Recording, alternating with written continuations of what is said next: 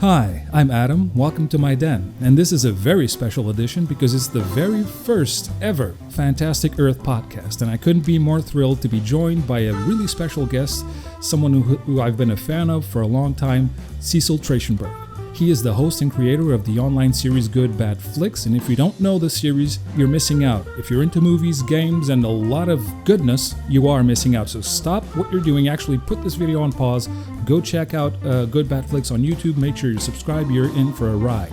You can also find GoodBadFlicks on Facebook, Twitter, Instagram, and Cecil actually streams on Twitch as well, so make sure you look him up on those platforms. There's also the GoodBadFlicks.com website, which is currently under maintenance, but I'm sure it'll be up fairly soon. So without further ado, let's get on air and welcome our guest into the conversation. Cecil, welcome, and thank you so much for joining. Yeah, thank you so much for having me. The thing with the GoodBadFlicks website was way back in 2010. I built the site, and I'm not really a web guy, so I did it through WordPress, and it's very, very basic. And I had a fan of the show who was like, hey, let me bring this up to speed for you. Let me bring it up to 2020. So he had been working on that for the past couple of months, updating all the links, fixing the SEOs. So hopefully when that comes up again, which should be very soon, I know he's done. I just have to sign off on it.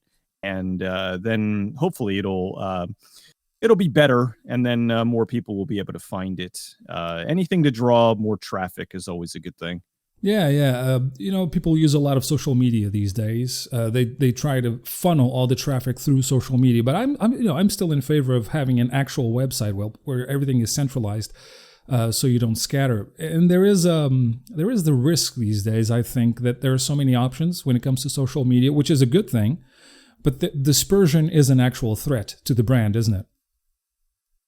It's kind of bizarre because I, of course, like you said, I am on YouTube, Twitch, Twitter, Facebook. So it does give you more opportunities to find people, but also you're spread out all over the place. So I'm not particularly huge, but I'm large, maybe medium as far as the size of YouTube channels go. So I have a lot of people that are contacting me on Facebook and Twitter and email and on the website. And so it kind of makes it a little bit complicated because sometimes I'll get a message and I'll be like, wait, I didn't reply to that because I was busy at the time. Where did they send that? Who sent that? So then I have to go and look, it was an email. Okay, good. And I can go but then if it was like Facebook or something, Facebook is just god awful for their messages, especially if you don't use Facebook Messenger. Like I refuse to use Facebook Messenger. I'm not giving them I'm not giving them my phone number and everything else. It's like you have enough of my information. So it makes it very difficult to try to search, especially with the volume of messages that I get. If I don't respond to somebody like immediately, that message will get buried under like 20 other ones, and I have to go down and look for it. And it just makes things overly complicated in a time when things are already complicated. Yeah, it is. That's true. And I made the mistake when I reactivated Adam's Den. I made the mistake of linking Facebook with Instagram. And now, whenever somebody comments on anything on my Instagram, I get a notification on Facebook. And when I look for it, it's really hard to find where it is. So it's not the most user-friendly, and that notification is always there. So I'm sure I lost messages or I didn't reply to messages because I just assumed that notification is still the comment on Instagram that I cannot seem to find. So a lot of these things just, Anyway, technology, right? I actually started up an Instagram account simply because somebody else made an Instagram and was posing as me, which was very odd. And like they weren't doing anything, like thankfully they weren't doing anything. They weren't trying to catfish people or anything. It's just they were posting stuff as me. I'm assuming it was a fan that just was putting stuff up. But I went to Instagram and I'm like, hey, I'm me. And they were like, well, prove it. And I'm like, well, here's 50 zillion here's all these other accounts that are me. So I started up my my own GoodBadFlicks Instagram account, and I've never used it. I really just used it simply as, hey, here's the official one. If you see any other one, it's not me. Yeah, And yeah. it's just because it's one more thing that I don't need to use. I don't Hmm. really post that many. Like if I post a picture of something, I'm usually just posting something stupid on Twitter. You know, here's like something I made that is really good. Here's a funny meme. That kind of nonsense. Like I don't really need to go to Instagram to do that. I'm not Kylie Jenner or something. You know. Yeah, yeah, yeah. I get you. I hear you. I actually found an Instagram account that's called Good Bad Flicks Appreciation Page or something like that, which is kind of cool. And I have to say, the fans that you do have, they seem to be very loyal. I have never, in any of my posts, received so much love for what I was going to do as I did with this podcast, specifically because it was you. Across many social media platforms that I'm on, everybody said, "Oh, Cecil is great. He's been around for a long time. He's a really good guy, and I really love his content." One person actually messaged me saying, "Oh, I'm so jealous." So whatever you're doing, it's you're doing really well because you not only do you create great content. I mean, the fans that you have are really loyal to you and to your brand. So it's 10 years and counting, and I hope you're here for a lot longer, man. I hope so too, because I really love doing this. And the nice thing is, as the channel gets bigger, I make more connections with people in the industry. And Oh that's not yeah, to yeah. sound like, oh, I'm connected, but more so that I'm talking to a lot of people who maybe have been in the industry for a long time Hmm. that have done a lot of like Roger Corman films or have done a lot of smaller, like Full Moon films or something. And nobody's ever really asked them about the stuff that they've worked on. You get people whenever there's a new Marvel movie out, they ask Hmm. Chris Evans, oh, what was it like playing Captain America? And he answers that for the 500th time. Yeah, And yeah, yeah. I mean, there's a definite market for that. But I think that it's really interesting when you talk to somebody that they made a film back in like 1980 that most people have kind of forgotten about, or they saw it when they were little. It's Yeah. interesting to hear the stuff that went through to actually get that made, because back then it was a lot of bubble gum and duct tape and stuff that would hold these things together, and people flying by the seat of their pants. Or in a case of something like the video I did on Roar, where they had hundreds of actual wildcats in this Yeah. enclosure that they were all working with, and now they would just be all CG, and it would all, and not bad mouthing the CG artists, but it's a whole different, for lack of a better term, animal. You're getting something that's more controlled as opposed to the just chaos that was the older style of filmmaking. Yeah, I completely agree. One thing that I usually say, because I've also dabbled in film production for many years, people ask me, "Oh, we can just CGI this or CGI that," and I always say, "Let's avoid that at all cost." And then they ask me why, and I say because there's a sensibility to using CGI. The one thing that I really like about Batman Begins, not a lot of people know, is one of my favorite uses of CGI, and a lot of people don't really even see it, but I know it's there because I'm a big geek when it comes to making of films and stuff like that, like you are. So there's a scene where Batman is jumping down a flight of stairs in Batman Begins, and when he lands, he stands up and walks away. And the director, Christopher Nolan, actually thought, well, his cape isn't flowing like I wished. So all they did was really add just a corner of the cape just flowing, just to make the movement a little more fluid. That's how you use CGI, in my opinion. You don't use it. You don't use it to make the scene. You use it to embellish the scene slightly or balance where it needs. And one thing I usually tell people is the problem with CGI, or the peril of CGI, is, and I want to see if you agree with this. If it's overblown, it makes everything possible. There aren't any limitations to CGI. And what I say is, when everything is possible, nothing is interesting. Do you agree with that? Yeah, I pretty much agree with that. I don't know if I coined the phrase, but it's something I've been saying for a while, that CG, like anything in the director's toolbox, is supposed to be a tool. It is a scalpel that has become an axe or a hatchet, Yeah. where it like instead of just okay, we're going to tweak this and make this a little bit better, or here's something that we couldn't do, let's do this. It's just nope, green screen, two people standing in front of it, everything is fake. Hmm. And I've seen things where you don't need this to be fake. Yeah, I've seen exactly. videos that people have sent me where you have guys where they're running and they're holding swords, and they went in and they were just holding the hilts, and they went in and they CG'd in the swords. It's like, Wow. why would that be fake? Like, I can understand if they were going to stab somebody and okay, you're going to add that in. But even still, there are ways where you build a prop where it will go into the hilt and it's not going to actually hurt the actor. And like stuff like that, I think it's just a waste of resources and silly, quite frankly, Yeah, yeah, because yeah. that's just that's just overextending the reach of what you need CG to be.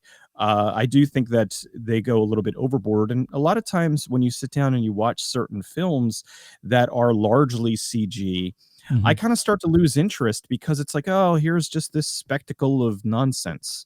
Like Yeah. there's no grounding, there's no there's nothing to kind of keep me involved. It's just a whole bunch of stuff happening. Yeah, yeah, yeah. Well, there's a lot to unpack there. Uh, I actually wanted to pick up on something you said, oddly enough, about social media, but it connects with something I watched, one of the videos that I watched that you did recently. But before, let me just tell you this anecdote about, because you mentioned swords. I was once doing a movie in New York in Central Park, and I was one of the actors. And there, it was a scene. There was police there. It was a scene with swords, police just to make sure that nobody was hurt and everything. There was a sword guy. There was a choreographer, and basically, I was supposed to be stabbed. And we did the scene many, many times. And there was one scene where we just kept repeating it because the director wasn't getting the actual look that he wanted. So the last time I said, "Okay, I'm really going to go into it." And as I went into it, I saw his reaction from the corner of my eye, and he put his hands on his head, and I'm like, "Okay, we finally got the take." And then the scene ended. He said, "Cut." And then everybody came over and said, "Are you okay?" And I said, "Yeah, I'm fine. What happened?" And then they said, "Look at your shirt." So basically, we were actually using real swords, and the sword went through my shirt, just inches away from my abdomen. So that was fun. Jeez. Yeah, Well, there is a danger to filmmaking. yeah, And there is. I mean, but honestly, there is a danger to anything. Of course, of There's a course. danger to working at McDonald's. So I think that mitigating that danger is always a good thing. But Hmm. sometimes they go a little bit overboard. And a while ago, I was talking to some friends about Jackie Chan movies, Oh and yeah. Jackie Chan is somebody who he knows his limitations. I mean, his limitations are through the roof, but Yeah. they're still there. Yeah. And he had said in all of his years of making movies, the only times when he really, really got hurt repeatedly was when he was working in Hollywood. And that was because of Oh. all the safety restrictions that they put in place. For somebody like him, he was ending up hurting himself because he would be in the middle of doing something and there would be a wire there that would prevent him from doing like a full fluid motion. And so that was one of the reasons why he went back to doing his action movies overseas, and because in America he was just constantly hurting himself. And Yeah. like, so I mean, now he hurt himself repeatedly throughout all of his films, but like he said, not to the degree and not as often as he did in the few movies that he made in the US. Yeah. Yeah, I actually know that there was one movie. I don't remember the title right now, but he was actually really hurt, like borderline dying. He had to jump onto a tree, and Oh yeah, then Armor of God. yeah, yeah, yeah, He exactly. he did the jump off of a castle wall onto a tree, Exactly. and the tree couldn't support his weight. It broke in half, and he broke his back. Exactly. Exactly. It And was that was not a case of him. That was a case of whoever had designed it, like, didn't put enough supports on the tree and ended up, screwing himself up. And that really, yeah, that was his worst. Like yeah. that did, like you said, it almost killed him. Yeah, yeah, yeah. Going back to something you said before about social media, when you were trying to acquire your Instagram presence, and you said, "I am me." This reminded me of a video. This is a very serendipitous episode because just today I saw a video that you did about Cabin in the Woods, and there's a line there, "We are not who we are," and you linked it magnificently. It would have gone way over my head, but I completely forgot that episode in the first season of X-Files where that's where the line is taken from. We are not who we are. That's amazing. An amazing line, by the way. Yeah, that episode took a very, very long time to put together, which I'm glad that it did really well. It's actually ended up becoming my most successful video. But I kind of started working on that as, okay, this has a lot of references in it. And then I started looking into it and I'm like, okay, this has more references than I realized. And then I started looking into it further and I'm like, okay, pretty much the entire thing is references to other things. Yeah. And so I started really tracking through and digging up as much as possible and trying to find what I could. And some things I speculated on, and some things I had direct confirmation from Drew Goddard and Joss Whedon. And so it's really funny to me that a lot of times, actually, some of the most like contended people will write on the thing and you dumbass, Dolls is a reference to Puppet Master or Chucky or something. And I'm like, wow, well, I'll tell Joss Whedon and Drew Goddard that they're both wrong. Yeah, because they were the ones that confirmed that that's what it was. And so, and then I never get a response back after that. But yeah, of course it's always funny. But like, you there actually are certain things where. Sorry, go ahead. No, go ahead.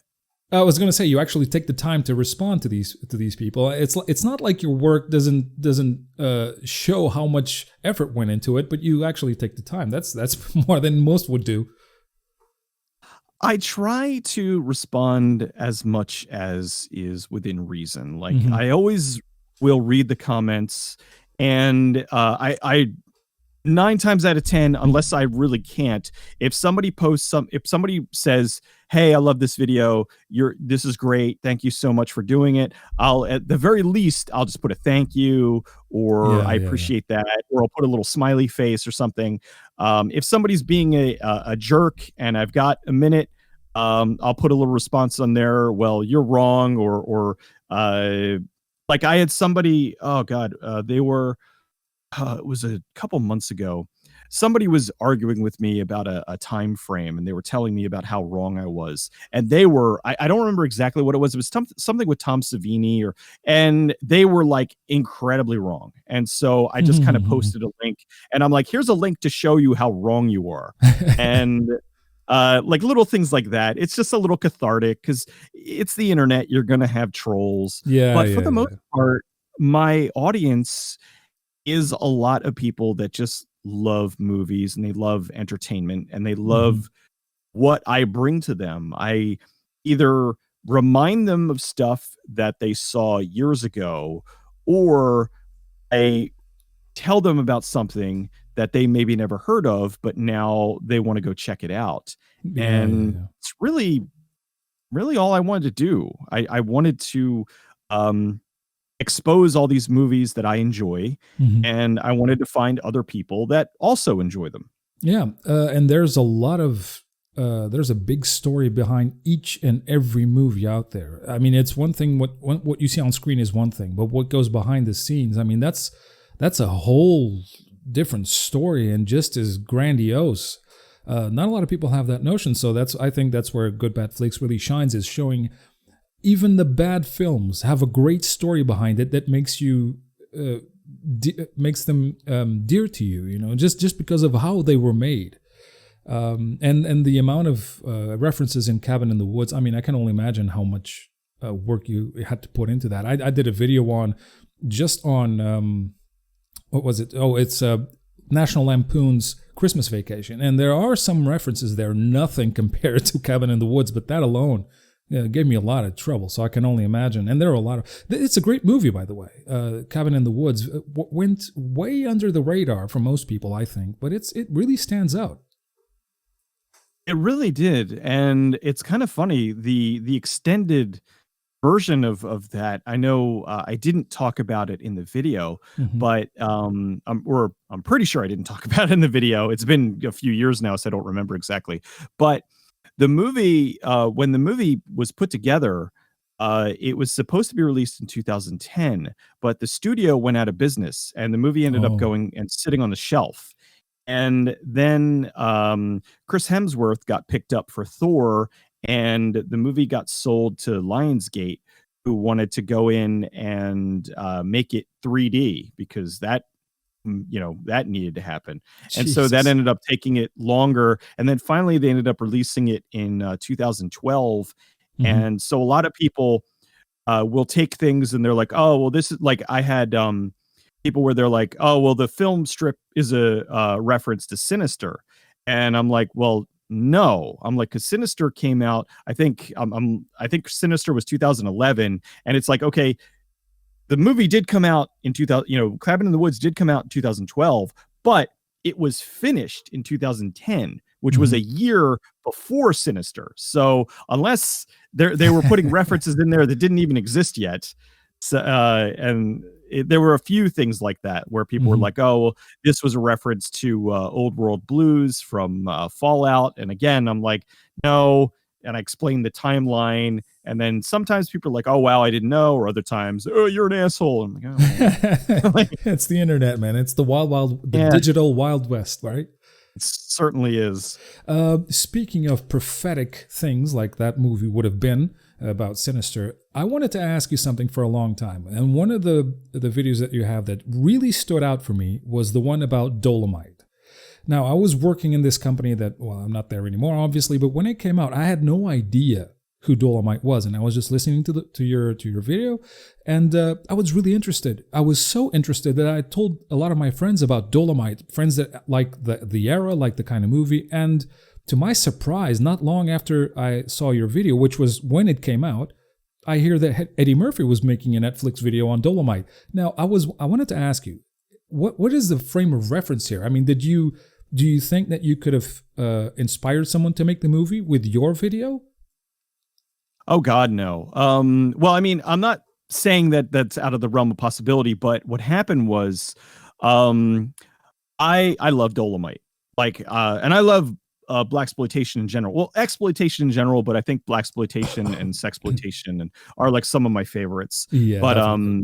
there's some really awesome black exploitation. I've talked about a bunch of black exploitation, Yes, you have. uh, Superfly and Dolomite, and so I wanted to do a video on Dolomite, and I had had that on my list for a long time. And then I had heard that they were making a Dolomite, uh, sort of docudrama. And I was like, okay, well, now would be the perfect time to do the video Oh, because of that sweet, sweet tangential viewing. You get yeah, people that yeah. are like, oh, the new, My Name is Dolomite is out. Let's go see reviews, or, and so it ends up being in the search engines. So I did the Dolomite video. It's funny. I put the Dolomite video out probably about, it ended up being about 2 months before the Eddie Murphy movie hit Netflix. It had already played at like Sundance and all that, and so there was a buzz about it. And when I put it out, it actually did really bad. Like, it had abysmal viewings. Like, like, I've had stuff flop before, but Yeah. it came out, it flopped hard for whatever reason. I was actually really sad because I put a lot into it. I'm always sad whenever one of my videos flops. But then a couple months later, My Name is Dolomite comes out, and the views skyrocketed, and so I was Yeah, really yeah. happy, and a lot of people found it, and they were amazed at how close the movie was to the actual story. They Hmm. condense things for the movie simply because movies always do that. You'll merge characters, or you'll kind of just truncate things for time. But I think that they did a really good job of still keeping the vibe going and keeping the feel of it. And I think Yeah. that Eddie Murphy was really great. Hmm. It's the first time I've seen him in something where I felt like he was trying. Like, a lot of his movies in past few years, I feel like he was just phoning it in. But this, I felt like he really was giving it a good shot, and it was great to see Wesley Snipes, who I love. I think that everybody involved did a really good job, and I think that it is a really good docudrama. Although it was funny as I'm watching it, I had done such a deep dive on Dolomite. You started picking it apart. It's not so much I was picking it apart. It's just I knew everything that was going to happen. I'm like, oh, okay, well, this is going to happen now, and this is going to happen now, and it was kind of funny, but it's still it was good. I liked it a lot. It was it's I think it's a really good movie, and if you haven't seen it, you should watch it. And Definitely, if you haven't definitely. seen my video, you should go watch that too. Yes, go watch that. I would actually recommend, as people usually do, doing exactly what I did. Watch Good Bad Flicks on Dolomite first, and then the movie. You're going to have a really good time. One thing about Eddie Murphy, I recently rewatched Bowfinger. Do you know Bowfinger? Oh yeah, I know Bowfinger.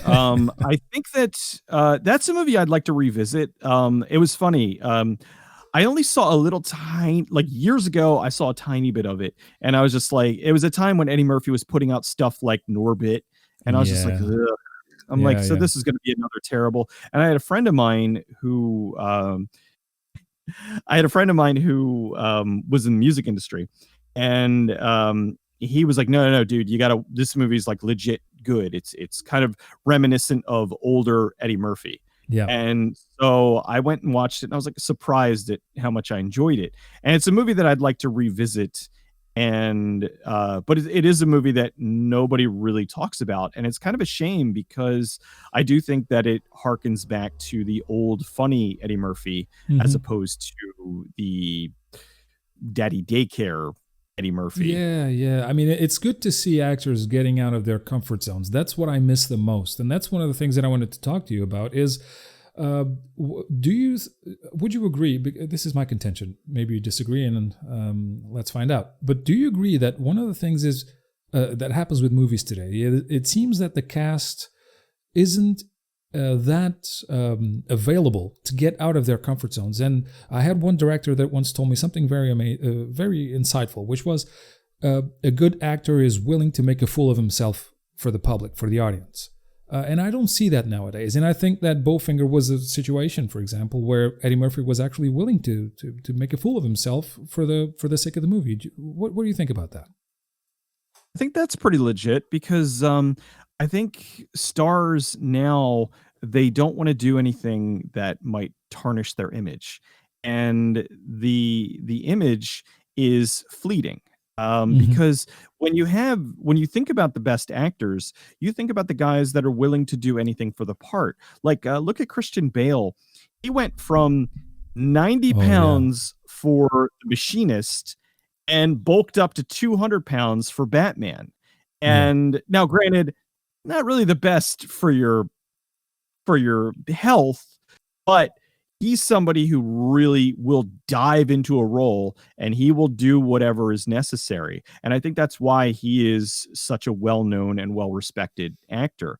I think there are a lot of actors who will do that. Gary Oldman will put on all kinds of makeup to make himself not even remotely look like himself in order to throw himself into a role. Like and Churchill. A lot of right.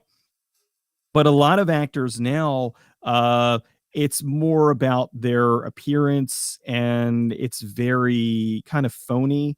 And I don't think that they're really taking any risks to be something. You know, they're not doing it for the craft; they're doing it for the paycheck. That's right, and I completely agree with you. I'm also an actor. I've been for many years, and one thing that I notice is the people that I'm acting with, the old school people. You can tell, and I'm not when I say old school, I'm not just talking about old people. I'm talking about people who follow the old school of acting, which is basically be generous.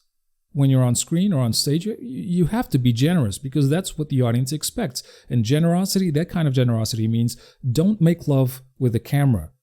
Make the story real, whatever happens.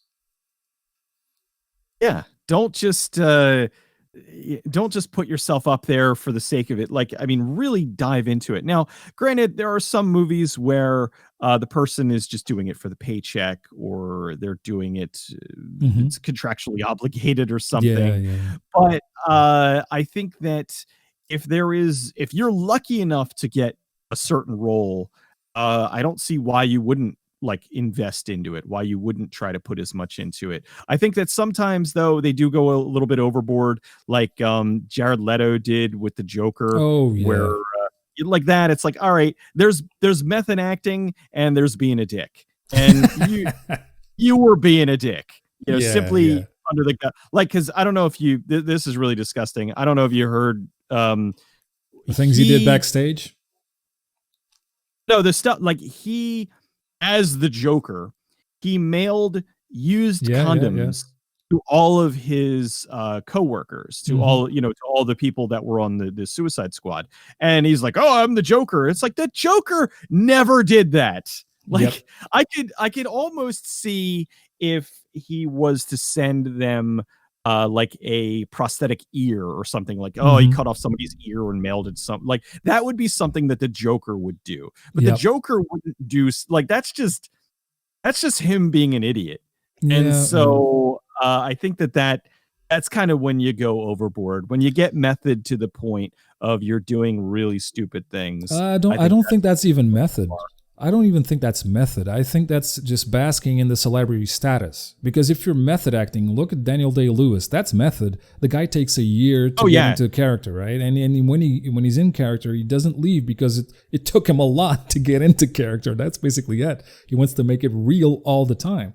But what Jared Leto did, I think it's just basking in the celebrity status. And I have a bone to pick with him as well. Yeah, like he's ever going to come on the show for me to have that opportunity. But with the sequel to Blade Runner, which I'm going to go on record and say I think it's a really good movie. I don't think it holds up to the original, but I think overall it's a good movie. However, Jared Leto just stands out like a sore thumb. Like he's not contributing anything to the character. He's just being Jared Leto blind, I think. What do you think? Yeah, I went in really, really nervous because Blade Runner is one of my all-time favorite movies. Same here. And I was worried because I'm like, "Ugh, all of these late sequels, they all stink. They've Yep. all been soft reboots disguised as late sequels." And I had a feeling that that's what this was going to be, and I was about 80% right. Hmm. So I'm watching it and I'm just going, okay, it looks the part, but it just doesn't have the right vibe to it. And I really like, and the thing was, it's filled with a lot of people that I do like. Hmm. But I just like you said with Jared Leto, he was Jared Leto doing his usual nonsense. And it just didn't feel right. I honestly, I'd like to revisit it at some point. I actually had people when I came out way back when it first came out, and I was talking about it and how I didn't care for it. They're like, "Well, wait about a year and come back and watch it again." I waited Hmm. about a year and I went back and watched it again. I'm like, "Yeah, I still feel the same way." I'm like, it's bloated. It looks beautiful, but it's really it's wearing the original Blade Runner like a husk. Hmm. It's like, "Hey, remember that thing that you love? Doesn't this look just like it?" And it's like, well, yeah, it looks like it, but it doesn't feel like it. No, it doesn't. No, it doesn't. And I agree with what you said. One of the things that I will say, credit where credit's due in terms of that movie, is they took the original mythos of Blade Runner and they kind of took a step forward when it comes to technology and what we could do with that kind of technology years in the future. I'm talking about stuff like being in love with a hologram and making love to a hologram and inviting someone else to pretend to be your body as a hologram, because this is all AI. That kind of stuff I think is really valid. I loved the emotional balancing of the androids. That sequence where they go through a lot of emotions through words. That's really, really cool. However, my main complaint about the movie, I have a couple. One of them is the music, and I think that's one of the responsible things for it not feeling like Blade Runner. When you compare Vangelis's music with what Hans Zimmer did, Hans Zimmer was just playing the sounds that came from Blade Runner. He wasn't really creating anything. That's one of my contentions. And the other is the ending. To me, it would have ended perfectly with Ryan Gosling's character just laying down on the steps. We do not need to see Harrison Ford reunited with his daughter. It doesn't do anything for the story. And I think it would have ended better just focusing on Ryan Gosling. Yeah, it went on for too long, and it's funny again. People that are like, "Oh, you must have hated the original Blade Runner," and I'm like, "No, I love the original Blade Runner." But Yep. there's a difference between the pacing and like the original. It really kept you engaged, and in this, I just kept tuning out. I was just like, "All right, this is really a lot of scene." Like the scene with the hologram girlfriend, I did think was really unique and was really neat, but it went on for about a half an hour. And I'm like, you could have edited this down a little bit. I'm like, okay, we get it. It kept going and going and going. And I was like, we get the point. You don't need to go this far with it. And I mean, at heart, I'm an editor, so I'm always looking for what can go, what can be trimmed, what can be made a little bit more concise. And there are certain movies where I'm like, okay, this doesn't really need anything trimmed, or this was perfect. But then there's a lot of times where I'm watching a movie and I can't turn it off. I'll just be watching it and I'm like, all right, it would have cut a couple frames there. All right, they're lingering on this shot a little too long. Just it's the way my brain works. I'm always looking at things in that perspective. So are you an editor by trade? Yeah, I am. I don't have a degree, but I am professionally trained. Okay. Gotcha. Now, I recently, today I went back to your first video. Well, not the first video, the oldest video you have on YouTube, which I think is episode 30 something, I think. About Time 37. Rider. Yeah, 37, Time Rider. And I did not know about this movie. You make a slight comparison with Back to the Future on that one. But it was so cool to see Fred Ward doing a sci-fi like this. Yeah, Fred Ward is one of those underappreciated character actors. He's a guy who's just been in everything that people don't always realize. He's not quite the Dick Miller of, hey, that guy, but I've always liked Fred Ward. He's been such an interesting guy, and I think that I would have loved for him to do a little bit more sci-fi. Probably the closest thing that he's ever done that was also sci-fi was Tremors. Of course, Tremors. I was actually going to say Remo Williams, which was sort of action with like a little bit of sci-fi mixed into there. But that movie's fantastic. That should have been a series, but for whatever reason, it just didn't take off. What's the title? Because I don't know that movie. You never saw? Oh God, you were in for a treat. Remo Williams, The Adventure Begins. Wow. It was a 1985 action adventure comedy where Fred Ward becomes this action hero, and oh, dude, it's so good. I mean, really, really amazing cast. You got Joel Grey, Wilford Brimley, Kate Mulgrew, Patrick Kilpatrick. A lot of like really, really recognizable faces from the 80s. And some amazing set pieces. There's this whole chase sequence that takes place on the Statue of Liberty. It's actually what they use for the cover of him hanging off the Statue of Liberty. And it's amazing. It should have been a series, but it flopped when it came out, sadly. Oh. That's too bad. You know that I got that feeling from watching your video on Time Rider. I thought this could have so easily been transformed into a series, and I thought, well, at the time, it would have been great as a cartoon series. Yeah, I think that would have been kind of neat. They would have done something where he's riding the bike and he goes back in different time periods, and I think there's a lot of movies and stuff like that could have been easily turned into TV series or cartoons or what have you. And I know they're doing that now, but it's sadly, I feel like the only reason they're doing it now is not because they want to expand upon the story. It's that they don't have any other ideas. Yep. And they're like, hey, Westworld is something that everybody loves. Let's take it and expand it into a series, even though it kind of doesn't really necessarily need it. And they'll just keep going until they completely run out of ideas. And it's getting to the point where I've just stopped watching television. The only stuff that I watch is like cooking shows because I love cooking.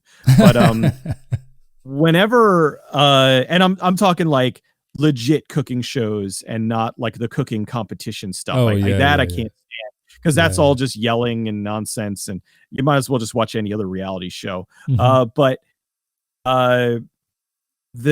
now it's like they're taking something that was popular once and they're expanding it, and they're just putting today's modern sensibilities into it, and really, quite frankly, making it a boring version of whatever was originally good. You know what? I think we're running the risk, and with all seriousness, I mean, this is a risk, but it's a valid risk. But we are running the risk of spending the next whatever time we have and we want ranting about the state of movies today, which most people confuse. But this is an honest thing, and I welcome it, because most people confuse ranting about the state of film and TV today as coming from people who hate the medium and hate the art form, and when it's quite the opposite. We love it so much that it pains us to see the state it's in right now. Yeah, it's frustrating because I love movies. I love entertainment. Yeah. But I think that it has gotten to a point where a lot of the mainstream stuff is just very lazy. And I'll have people that are just, oh, you're just getting older and you're being nostalgic for stuff. And I'm like, no, I am very versed in stuff from the past as well as stuff from the present. And there are things that are in the present that I legit enjoy. There are things that I really think are good. Mhm, I always mhm. enjoy when something will exceed my expectations, where I'm expecting one thing and I get another one. And I'm not talking subvert my expectations where I'm expecting one thing and I get garbage, but I like to see when I'm surprised.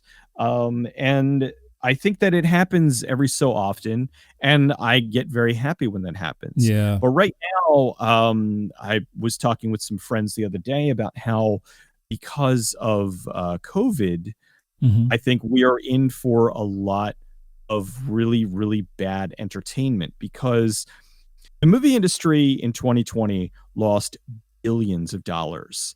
And Yeah. so moving forward, they're not going to take risks on anything. They are going to want surefire hits. They are going to want to take things that they know are going to be a success. So I think moving forward for at least the next couple years, we are going to be inundated with reboots, remakes, and sequels. Like, if you see an original movie, it's probably going to come from an independent studio.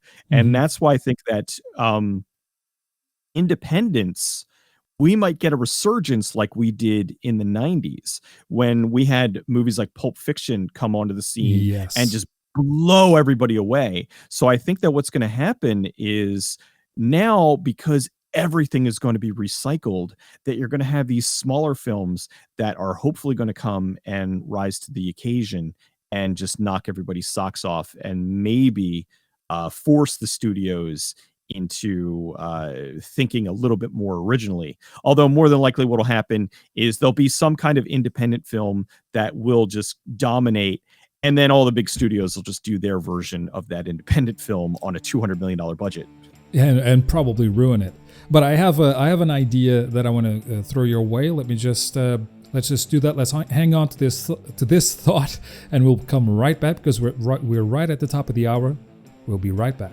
Hey there! Here's a good opportunity to click that subscribe button and leave a like if you're enjoying the conversation so far. Also, you can find me on Facebook, Twitter, Minds, Discord, you name it, I have it. Just scroll down to find all the links to my platforms, choose your favorite, and meet me there. There's a lot more coming, so let's get to it. All right, and we're back, and we were talking about how independent movies are probably going to be the way to go in the near future for the film industry, and we were talking about how it's probably going to be picked up. and be turned into a $200 million budget movie.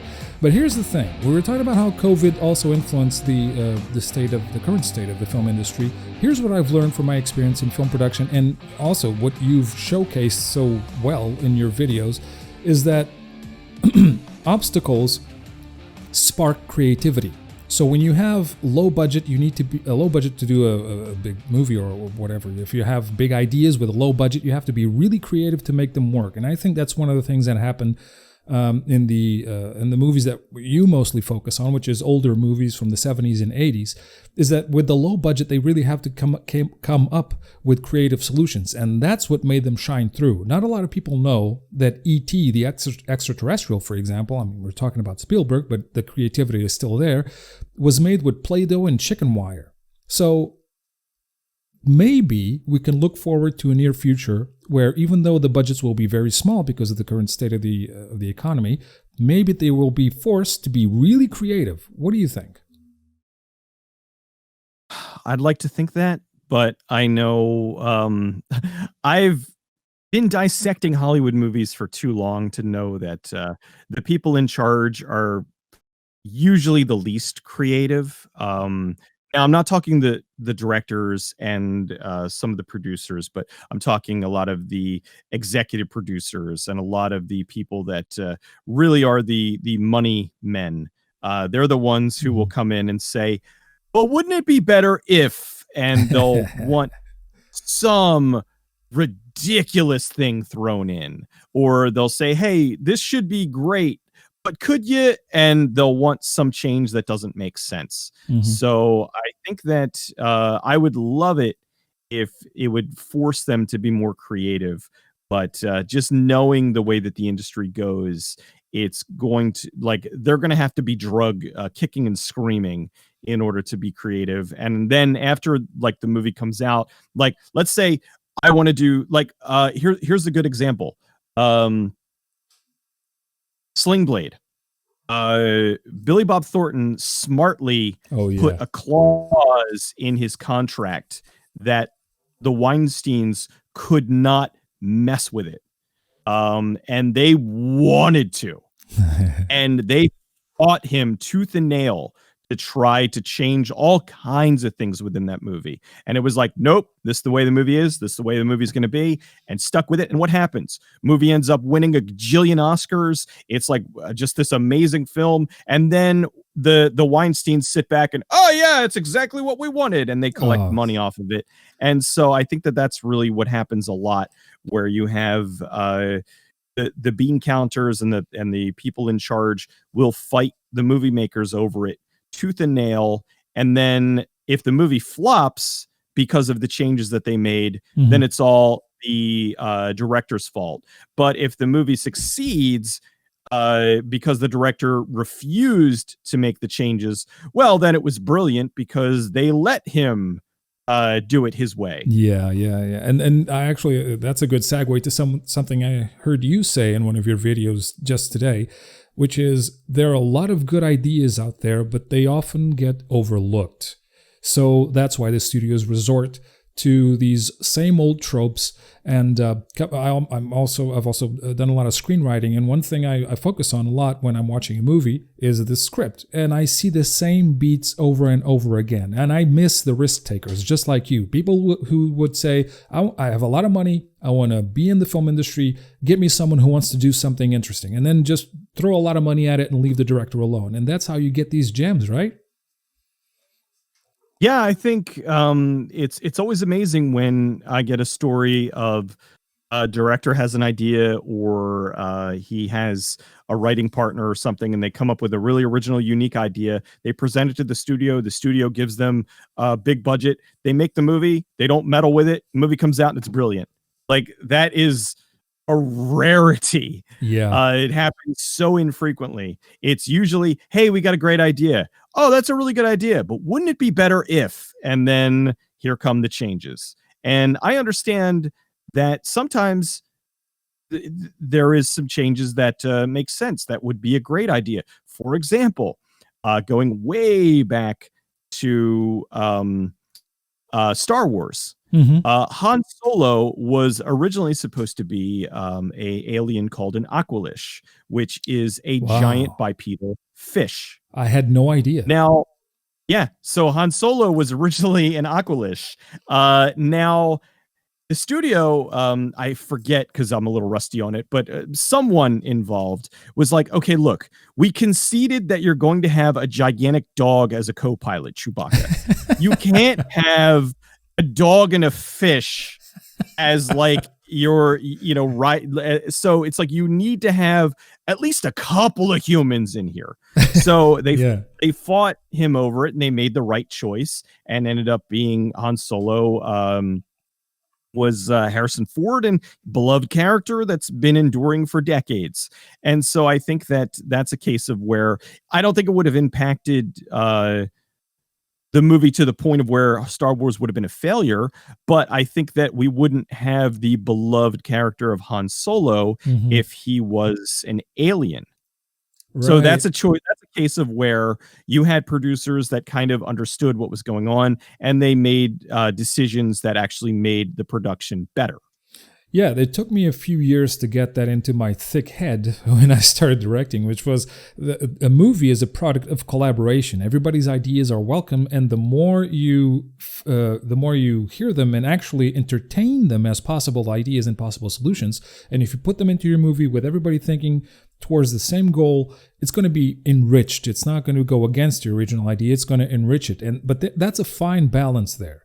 A lot of producers don't know what they're talking about. Some do. And a lot of directors and actors want to go overboard when they shouldn't, or when it's going to hurt the property.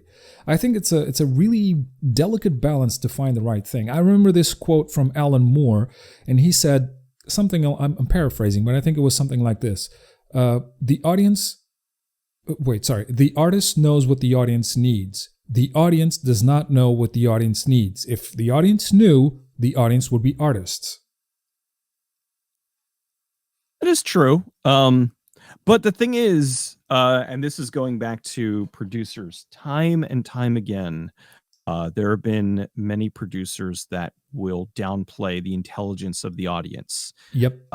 They think that people are stupid. And considering that the Transformers movies made billions of dollars, okay, there is a percentage of the audience that is stupid.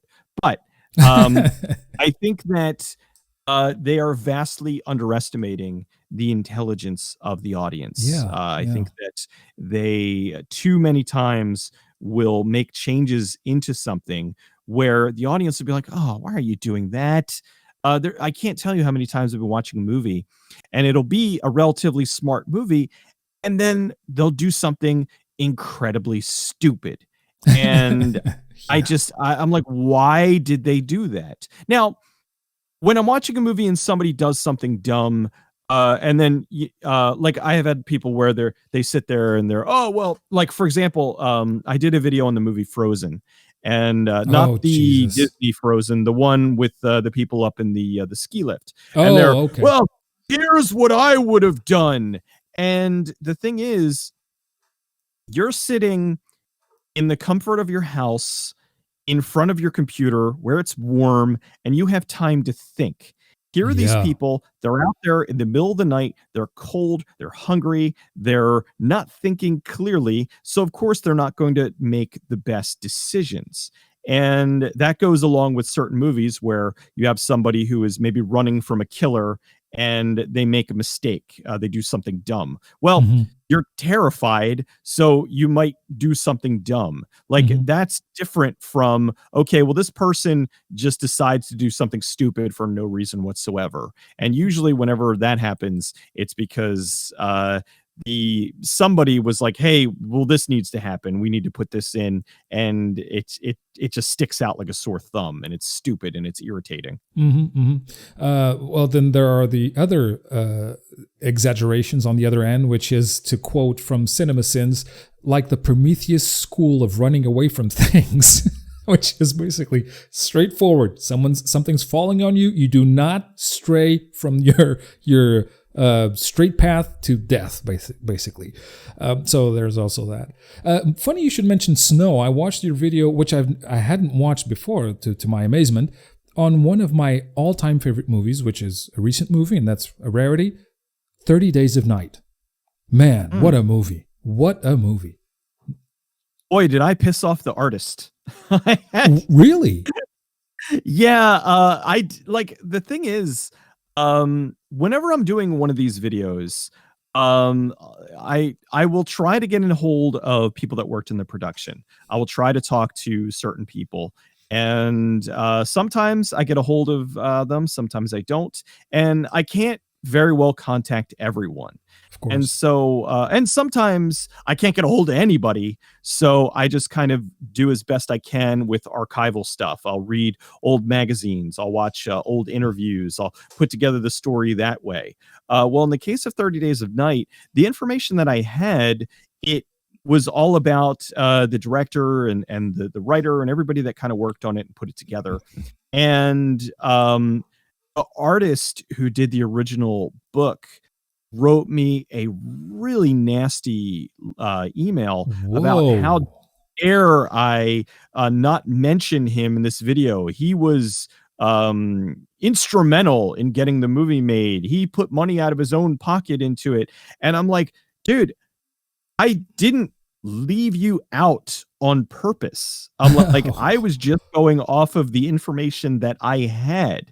I'm like, if you were involved, I'm sorry, but I got, all the information that I could. I did the best that I could, and I'm like, and you, aside from doing the art for the original series, you weren't mentioned, and I'm sorry. What can I do? Jesus. And I had since gotten contacted by people who had worked with him, because I think I wrote it on Twitter or something, and there were people that contacted me. They're like, "Oh yeah, he's a prima donna." Yeah. So like, don't listen to him. Yeah, that's what I was going to say. That's quite a dickish move. I mean, he could have gone about it in many ways. One of them would have been the productive way, which is, hey, listen, I'm pretty sure you didn't know this, but here's a lot of information you didn't use in your video, and you might find it useful for a future video or not, or just for your, personal knowledge. Oh, absolutely. That would have been much more, I would have said, "Oh, that's great. I honestly didn't know." And I would have been more willing to make another video and talk about his involvement. But you go and you act like a jerk. Well, guess what? You don't get a video. Yeah. Yeah.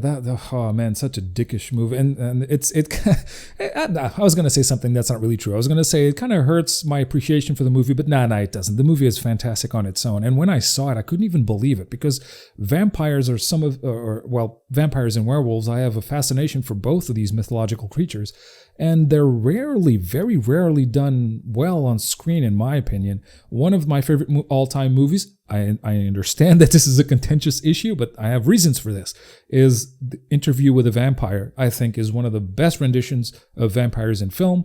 And again, 30 Days of Night. A complete different spectrum, but man, so awe-inspiring. Well, I think that vampires are one of those creatures that can be done so many different ways. You can have something really gritty, and they like 30 Days a Night, where they are just machines for death.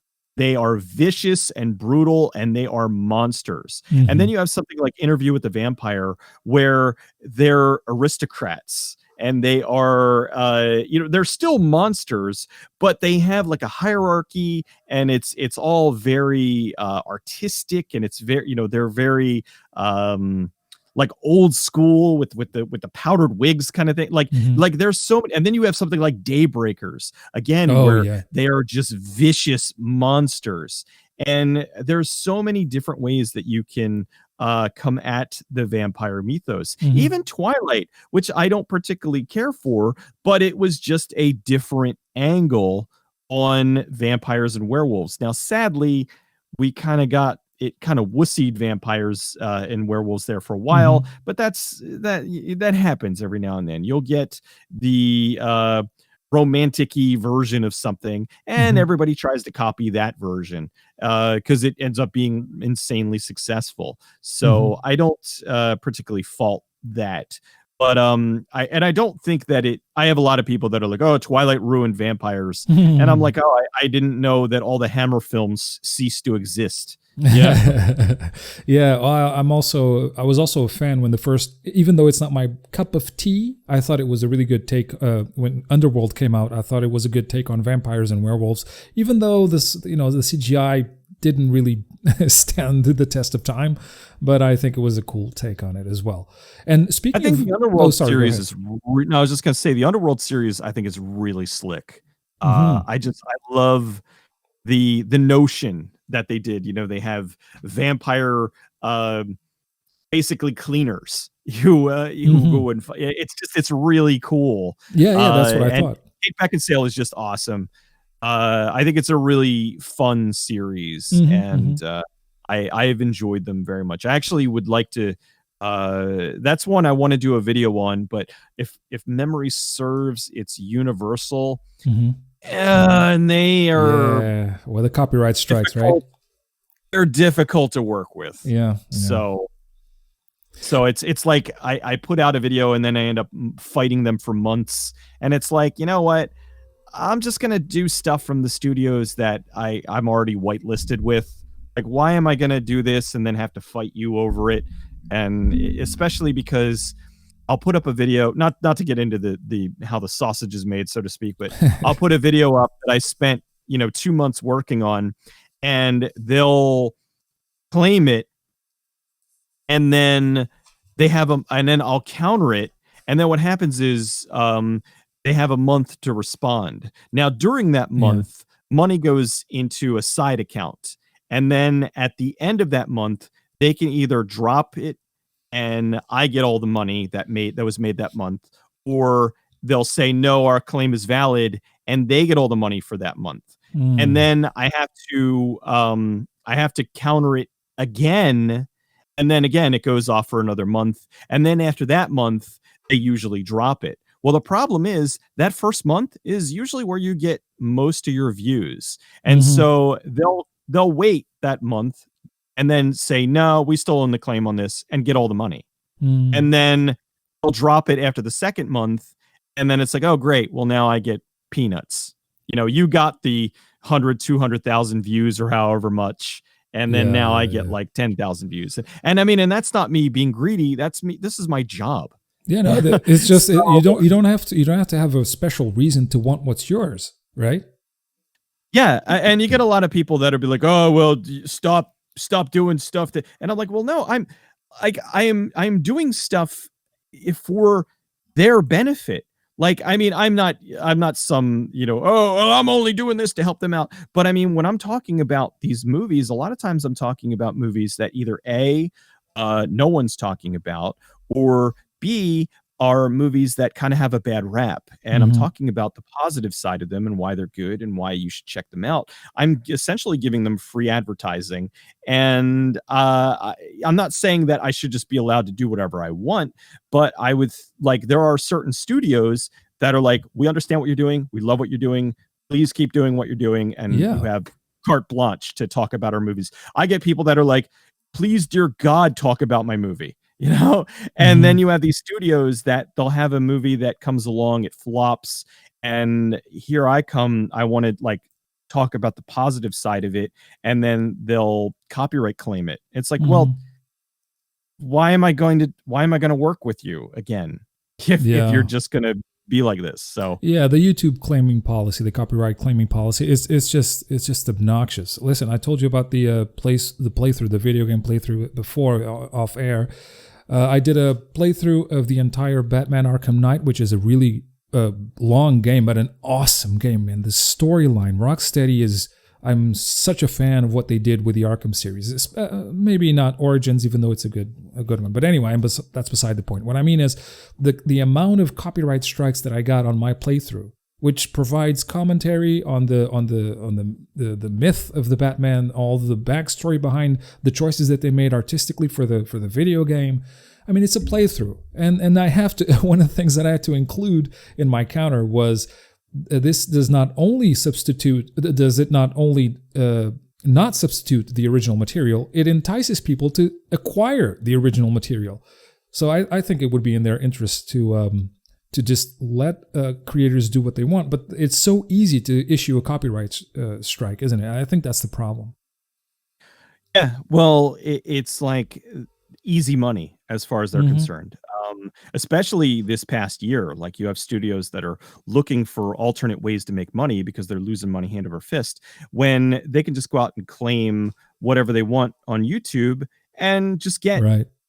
God only knows how much money off of various videos and with no recourse. Like if you are a creator and you get 3 copyright strikes, they will remove your channel. But Hmm. if you are, let's say Paramount, and you deliver a million false copyright strikes, nothing happens to you. Right. And I think that that's really ridiculous. I think that they should be penalized in some way, shape, or form. And I think that it would stop a lot of like, are there legit copyright claims out there? Absolutely. If you take a movie that is out on, is readily available on DVD or something, and you upload it to YouTube, then yeah, that is wrong. Hmm. That is violating a copyright. If you are taking something that you could go out and purchase at a store and putting it up on YouTube for free, Hmm. then yeah, there's a problem with that. But if you were doing commentary, if you were doing a review, if you were doing parody, then absolutely that's fair use. And I think that they jump all over that as quickly as they would if somebody uploaded the full video on there. They kind of don't see the gray area of it. They don't see the positive benefits, or they Hmm. do. They just don't care. Yeah, and the other thing that I find really annoying is that they can copyright one part, like a segment. In my case, with the video that I did on National Lampoon's Christmas Vacation, there were 30 seconds there that I just left from the movie. I just left. Everything else is muted with my commentary, but those 30 seconds at the end, I left because it was a good punchline. It was a good climax for the video, and they copyrighted. The copyright struck that. That those 30 seconds, and the entire half an hour video couldn't be watched. I mean, that's another thing. I mean, it's 30 seconds versus half an hour. There should be some sort of penalty, like you say. You reminded me of something that where I live, these buffet restaurants started doing that might apply here, which is when you go to a buffet restaurant, all you can eat buffets, basically people are just going to put everything on their plate. But some of these restaurants said, wait a minute, that's a lot of waste. So we're going to charge you for everything that you put on your plate that you don't eat. So there's a fee when you come in. You can eat everything you want, but if you leave things on your plate uneaten, we're going to charge you extra for that. Maybe there could be something like that applied to the logic of the copyright strikes. I'm not sure how, but it seems to hold water. That's interesting because I think that I've never heard of that before, but I do think that would make it because you have a lot of people that will go and just overstuff their plate and then not eat everything, and then Hmm. yeah, it creates a lot of waste. So by doing that, you're going to get people that are just going to take what they want as opposed to taking everything. Now, granted, I think that could be there could be like I think there should be some sort of gray area Hmm. where okay, let's say you piled something on there or you put something on there and you didn't like it. It's like, "Oh, I wanted to try this and I didn't like it." And then they're going to charge you for that. Well, I think there should be like within reason.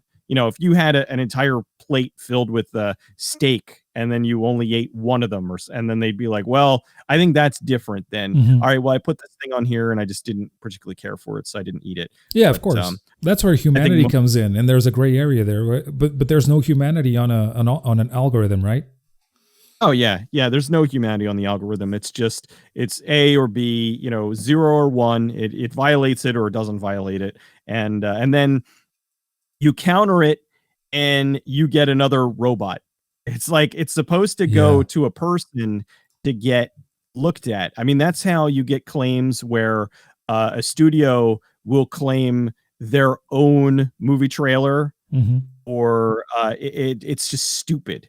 Yeah, it The whole is. thing needs an overhaul, and it's just never going to happen. Even though they're making like as much as YouTube is working at a loss. Well, technically yes, but reality no. Hmm. Are they working at a loss? They are because all of that stuff costs money. However, they are making bazillions of dollars off of that sweet demographic data. Mhm. All of that demo data they're taking and they're selling to advertisers, and they are making more money than YouTube.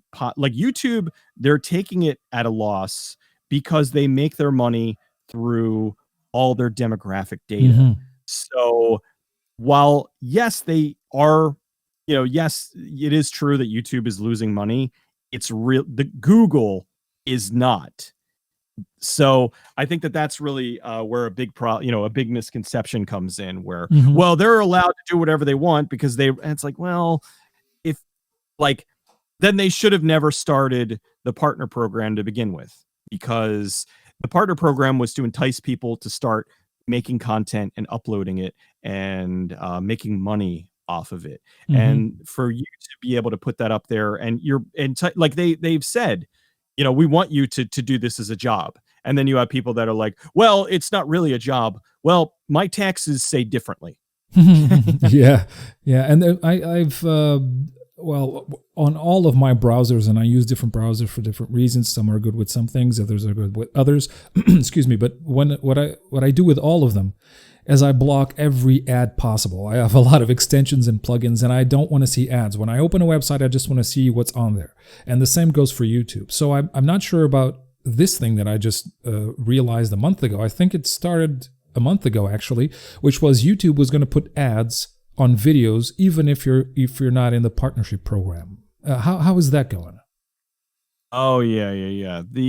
Well, I mean, it doesn't affect me because I'm part of the partnership program, and so, but I think that it is really bizarre that if you're not part of that, they're going to put an ad in front of your video, but then you're not going to make any money off of it. Exactly. So it's peculiar. I mean, it's really just another revenue stream for them. They were like, well, we've got all these people that don't have accounts, or I'm saying that don't have partner accounts, and they still upload videos all the time. How can we make money off of that? So they're going to do that. And then I think the thing is, if you surpass a certain threshold, you can apply and get a partner account.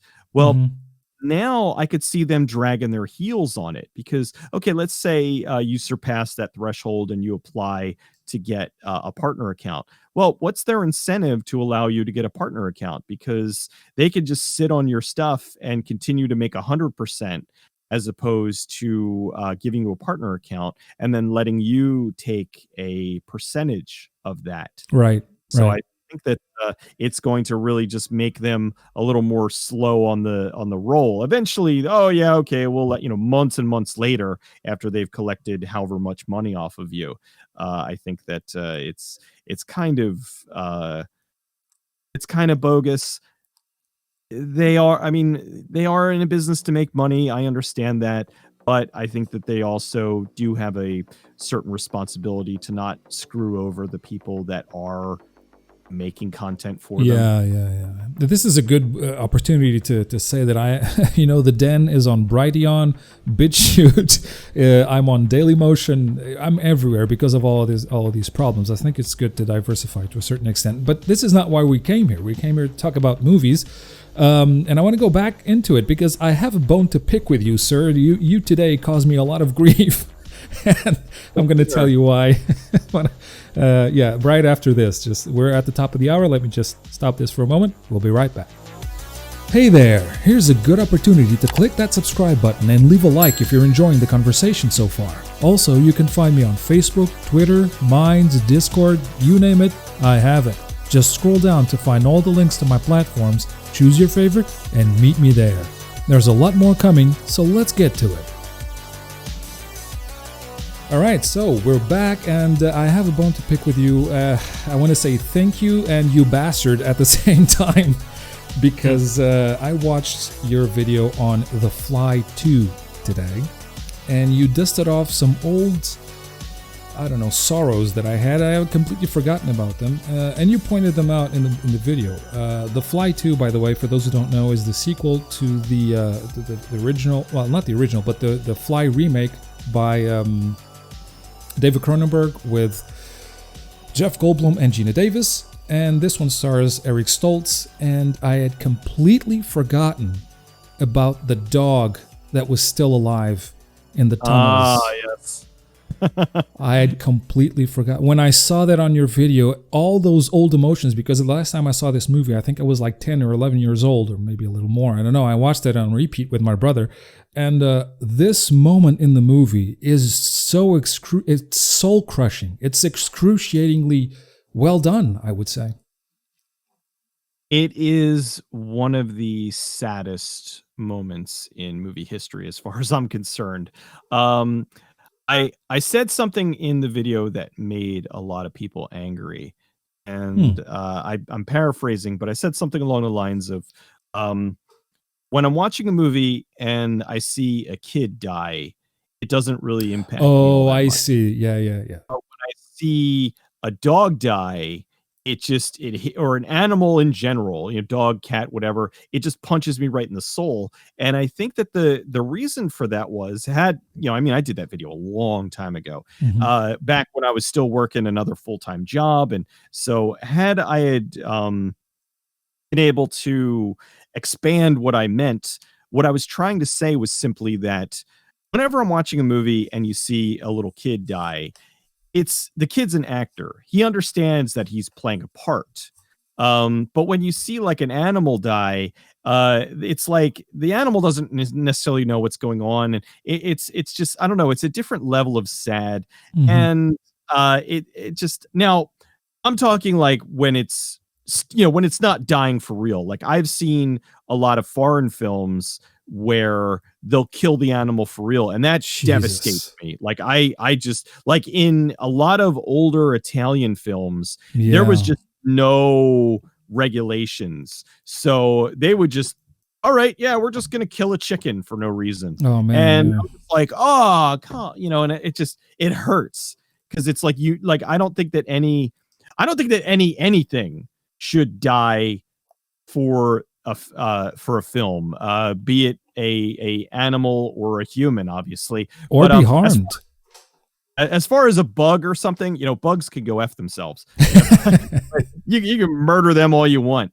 But something that actually has a conscience, and something that is aware of itself, like a dog, a cat, a rabbit, what have you, then I feel terrible. I don't want to see that. So there's a lot of times where something like that would happen, and it would just kind of ruin my day. Like, there's a movie called Necromantic. It is a Hmm. German film it is just insane. It's about this couple that, the I believe it's the boyfriend is, he works on, he works with the police and the coroners, and they basically are cleanup crew. After there's an accident, Hmm. they go in and they clean up the bodies and whatnot of, like, a car accident and whatnot. And so the guy and the girl, they're looking for something to spice up the bedroom. So the boyfriend has the brilliant idea that he's going to bring home a corpse. And Jesus. so now they start having sex, with, like, they start having a three-way Oh. with the corpse. Ugh. And and it kind of goes in a if you can believe this, it goes in an even more insane direction, where the girlfriend falls in love with the corpse over the boyfriend, and she actually ends up Oh my leaving God. the boyfriend. Well, it's a bizarre movie. It's strangely hypnotic. Like, it's very well made movie, Mm-hmm. but it's one of those movies where, like, I can't believe what's going on. I can't believe that this is happening. But the whole thing is, about 3/4 of the way through the movie, um, this guy has a flashback to where he remembers his father killing and skinning a rabbit, and they Oh do it my for God. real. Oh my And it God. just, I'm like, it took me so out of them. And it's so funny because here's this movie about a couple that's having sex with a corpse. Now, granted, it's not a real corpse, but then and that is okay. But then they kill a rabbit, and I'm like, no, like, that's where I draw the line, Yeah, because because of course, it because was it's a real. real living thing. Yeah, yeah. And so that really kind of ruined it for me. Yeah, you're Um, not alone there. It's hard for me to watch all those old westerns that I love. It's hard for me to watch them because you know that when the horse is tripping over, it's actually tripping over, and it always brings I always cringe when I see that. oh yeah, they're really they're falling over, they're smashing into things, they're getting hurt.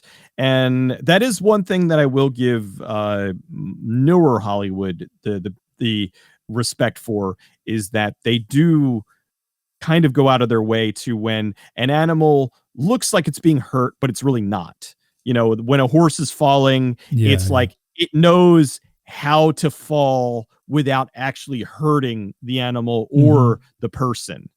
So like that kind of thing, it's like, okay, that's fine. Hmm. Or in a case of something like oh god, what was the movie? The Spielberg, was it War Horse? The Spielberg movie? Um there was a Uh, movie with Spielberg. It was about a horse, and it looked real, but it was actually oh, an animatronic horse. wait, And was it Black Beauty? No, Black Beauty is not Spielberg. no, no, no, it was something from a few years. Hold on, I'll look it up real No, wait quick. a minute. I have a nifty little screen here where I can look stuff up where I had.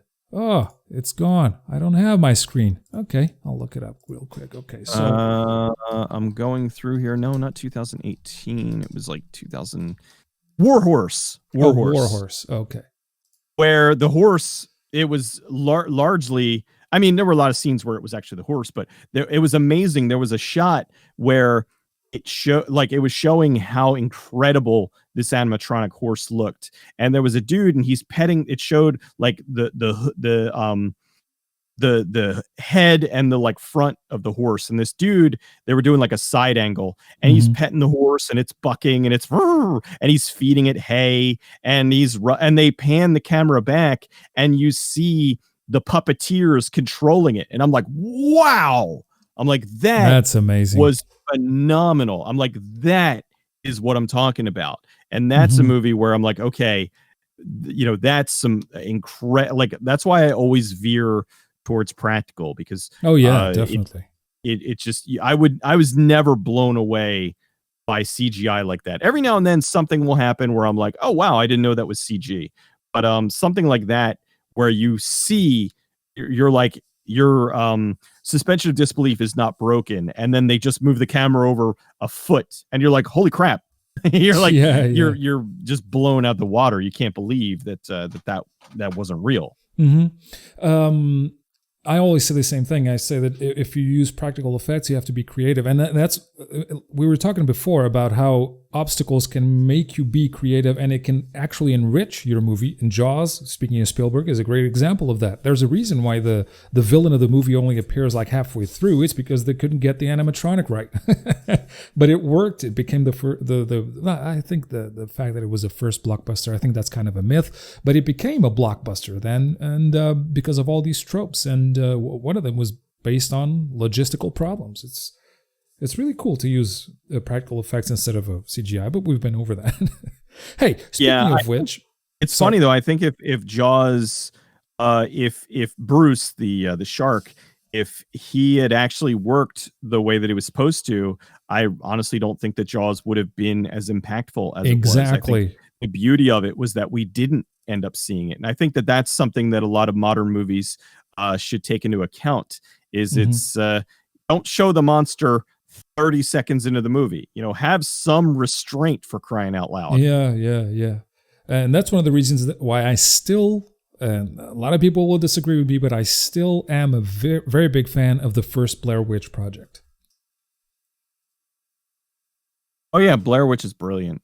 I did a video about the The second one. I sequel, did a yeah. video about the original one. Hmm. I think it's a fantastic movie. I think it is a very good case of show.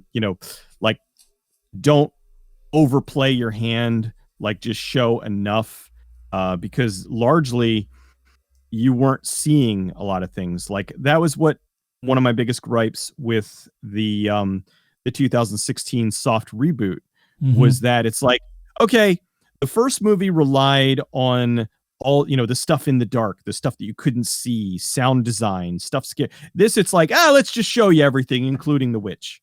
And Yeah. it's like, no, the whole thing with the original was that, is there a witch or is there not a witch? Is this just in these kids' heads? Are they going crazy? Like, you honestly didn't know what was going on. And then the reboot, sequel was just nonsense. I was Yeah.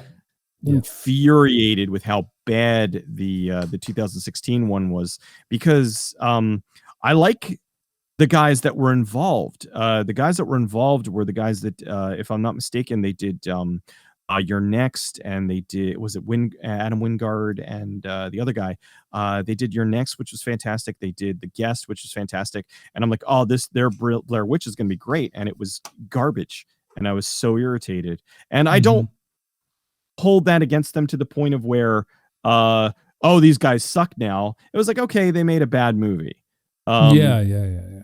Because there's a lot of times where it's like, oh, these guys, they stink. And it's like, well, no, sometimes you go in with the best of intentions and you still end up with a bad movie. So I think that maybe their heart was in the right place for whatever reason. Who knows? Maybe 10 years from now, I'll do an exploring video and I'll find out that one of the producers were like, no, you have to show the witch. And that was why they ended up showing everything. Yeah, probably. Speaking, since we're back on to witches and monsters and whatnot, I wanted to ask you. I'm pretty sure I'm not going to give you any titles that you don't know about. Well, there's one that I'm holding off on. Hopefully, it'll be something new to you. But did you ever do a video on Monster Squad? No, I never did Monster Squad, and that was largely because who is it? Paramount, I think. Oh, I see. So that's really the main reason that because I love Monster Squad. I think it's a fantastic movie.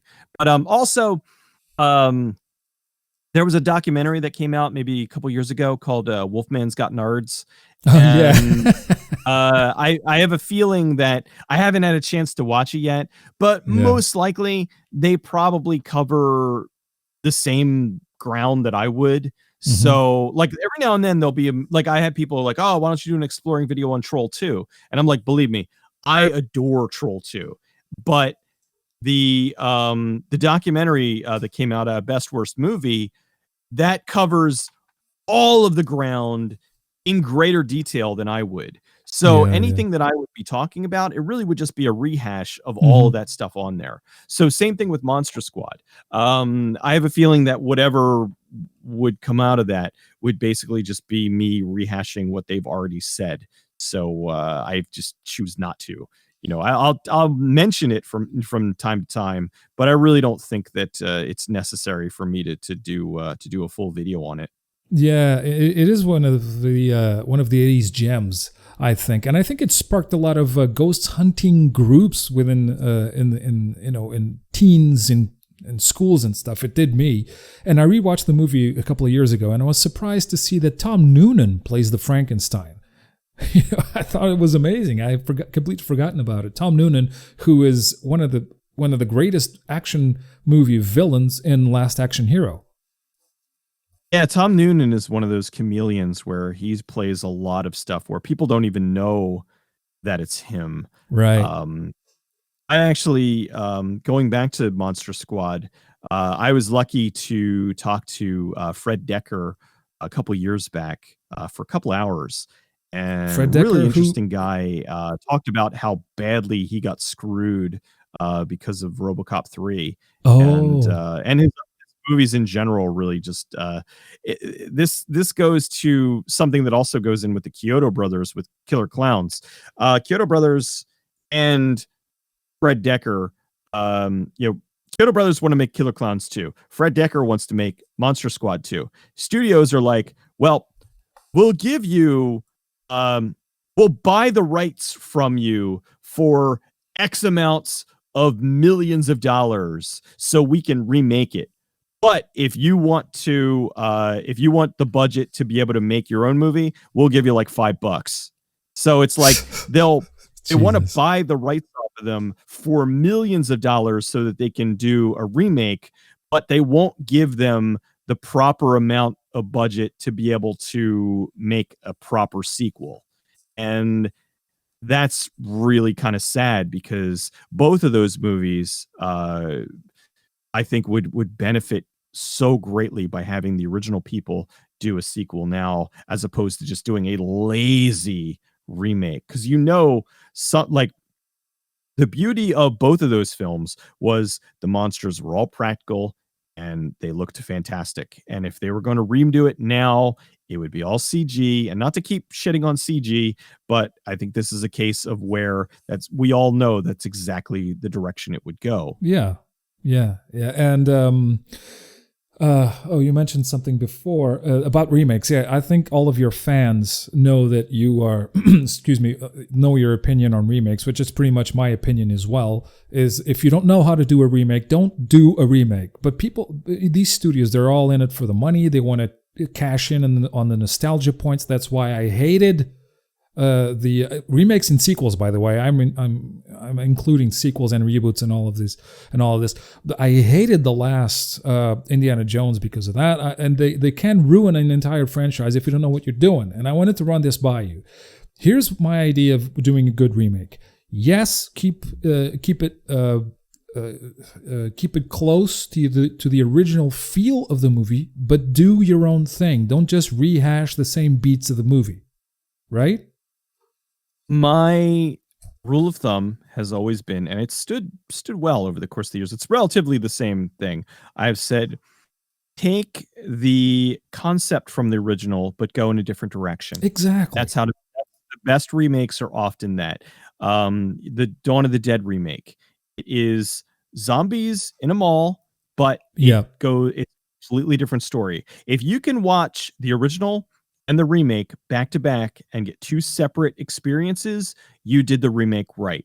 Mm-hmm. If you watch the original and the remake back to back and you're watching the same movie with a new coat of paint, you did it wrong. Yep.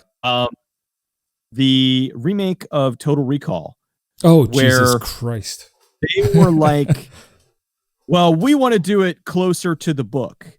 And it's like, okay, that's fine. But then when they did the remake, they were using lines from the original movie that were not in the book. It was the exact same movie with the exception of, instead of going to Mars, it was a elevator that went to the other side of the planet. And it's like, okay, so that's the thing you decide to do. But everything else, like there were even some shots and camera angles that were side by side exactly the same as the original. Yeah, so that was a case of, why did you bother? Why did you do this? It was garbage. It was a complete waste. And believe it or not, I had it here on my notes that if I talk about remakes with Cecil, we got to talk about the Total Recall remake, because to me, it's one of the best examples of the worst thing you can do to a franchise, to a movie, to a property. And for those of you who saw my exploration my deep dive into the worlds and the off-world of Philip K. Dick, that video is on my YouTube, BitChute, everywhere, just look it up. You'll know that I'm a huge fan of Philip K. Dick. I've never read the book, we'll remember it for you wholesale. I've never read the book, but I'm familiar enough with his universe to say that is very far visually from what he wanted. And that is just a complete waste of a movie for me, because it didn't introduce anything new, and complete waste of really good actors. We talked about how much we loved Kate Beckinsale in the Underworld series. Colin Farrell in Bruges is one of my favorite films. He's a really good actor. And then you have, I'm drawing a blank. Breaking Bad. Breaking Bad, the main actor is... Oh, God. The muck in the middle guy. Yeah, well, we were drawing blanks. But anyway, those are three really good actors. They're wasted. I don't even remember him being in it. I just remember Kate Beckinsale, and I remember Colin Farrell. Yeah. I just remember watching it and being very angry. Yes, me too. And bad things stick to my memory for some reason as well. Listen, we're almost out of time, but I wanted to run by you two things. One of them is I want to see if this is a movie you're aware of, and what you think of it. And the second thing was just rapid fire, love it or hate it. I'm going to throw you a bunch of titles. Ready? Okie doke. All right. Do you know the movie Condor Man? Oh yeah. All right. Nobody knows about this movie. If anyone would, you would. And what do you think of it? When was the last time you watched it? Oh geez. It's been a long time since I've seen it. Um, I wanted to revisit it recently because I don't remember why. I wrote it down in my notes maybe about a year or two ago. There was some reason I wanted to take a look at it. I think. Oh, I remember. It was old Disney. There were like when Disney was trying some different things. Like this kind of came spawned from me doing the Black Hole video where they did Condor Man and they did a couple of other like movies where it was stuff that people that are like Disney sycophants, they don't know about these movies. Mm-hmm. And it's like this is old Disney when Disney was when Disney was just flop sweating all over the place because they were trying to do something that was breaking them out of the perception of stuff that they were just a manufacturing plants for making kiddie stuff. And I think Condor Man was one of their attempts. It was something that I had written down. I wanted to look into. I haven't done my research into it yet. It was just something that I had on my list of potential future videos. Mm-hmm. But it's been a good while. It's been probably a good 15 years since I've seen it, possibly longer. It was growing up when I was a kid. It was one of my favorite superhero movies. And when I started learning more about film and the industry, I mean, I was amazed at the cast. Oliver Reed is in it. For those of you who don't know Oliver Reed, he was in Gladiator. He was in The Big Sleep. He was in the musical Tommy, for God's sake. Then you have Barbara Carrera, who was one of the Bond girls in Never Say Never Again, and was also in The Island of Dr. Moreau. And then lastly, but very importantly, James Hampton, who was, for those fans of you out there, Teen Wolf fans, he played Michael J. Fox's father in Teen Wolf. I mean, this was quite the cast for Condor Man.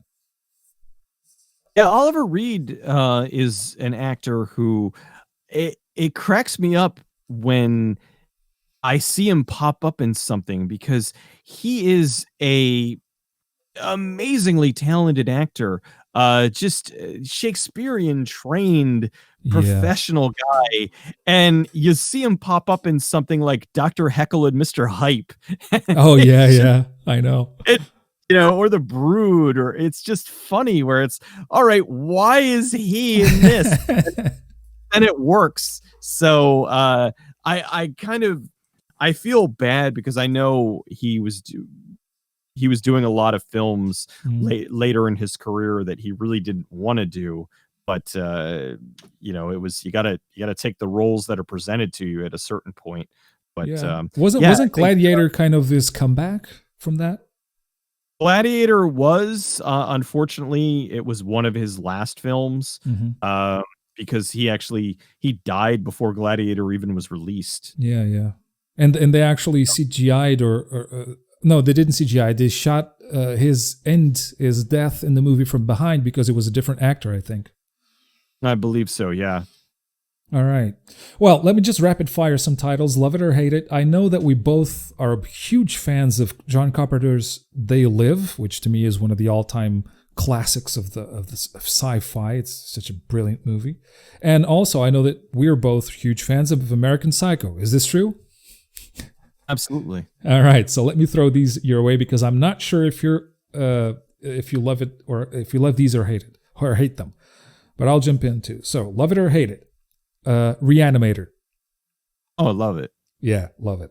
Tremors from the first one. Love it. All right, well, cool. 2 for 2. Rocketeer.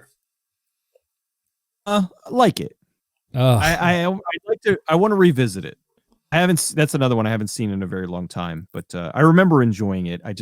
I would like to take a look at it again, see how I like it now that I'm an adult. Mm-hmm. I rewatched it a few years ago. Still love it. So that's not 3 for 3, but close. And lastly, okay, John Carter. Oh, the one from a couple years ago? From 2012. Yeah, yeah. Yeah, I really enjoyed that. I think that I actually have that on my to-do list. a movie that should have done better. Yes, exactly my point. I think I'm also a big fan of Flash Gordon, the movie, and I thought when I saw this, I did not know what I was going into, and I thought, man, this could have been like a new Flash Gordon, like that level. I think that's what they were going for. I don't know. I'm going to, look into it. I believe it was something weird. I remember people saying there was something weird about the marketing. So I want to really look into that angle of it.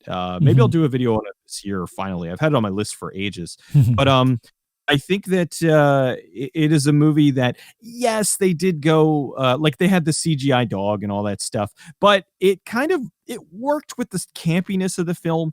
And overall, like, I genuinely enjoyed it. I thought it was well written. I thought it was well directed, and I just thought it was a lot of fun. And like you said, it did have a very Flash Gordon vibe to it. So I was stunned when I saw it, and like, damn, this is a legit good movie. And man, did it flop hard. Yeah, it did. It's so sad. All right, let's end on looking at the future. This is the last part of the show. What do you think we need to do to get movies back to their former glory? I think the best thing that Hollywood could do is, instead of putting out these gigantic tentpole films, instead of putting out one $100 million movie, do 10 $10 million movies. It's like that way you have a higher chance of a return on investment. That's kind of what Blumhouse is doing, where they put a hard limit on 5 million. And then if they do need to go beyond that, they'll go to Universal and see if Universal will pony up the rest of the money. And so that way, they've had a few films go over that. But if you're looking at films like Get Out and whatnot, there are these movies that are high concept, low production cost.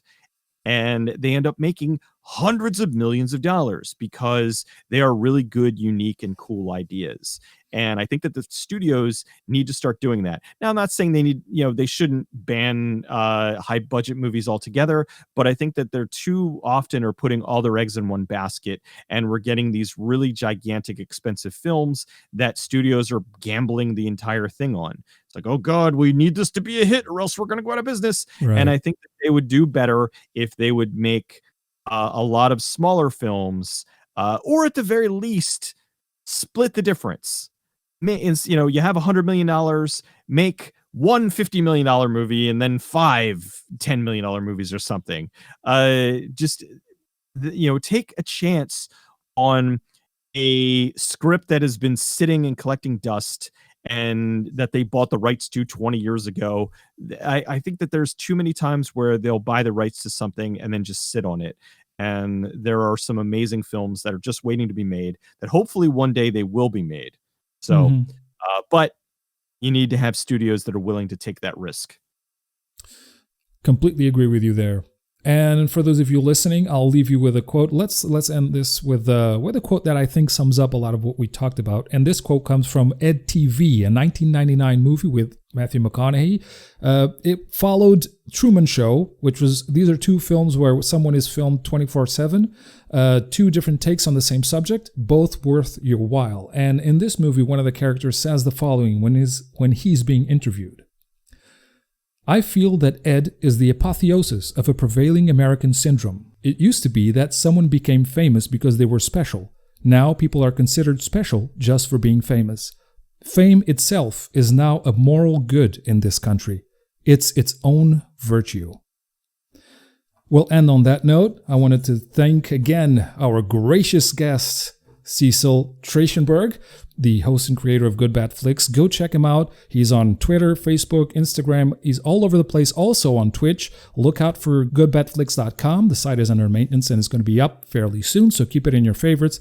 As for me, the Den is all over the place as well. You can find me on YouTube, BitChute, Brighteon, Dailymotion, and even on Rumble, and also all of the other social platforms. All the links will be below. Check them out. Cecil Trachenburg, thank you so much for your time, and I hope we can do this again sometime. Yeah, definitely, man. Thanks for having me. I appreciate it.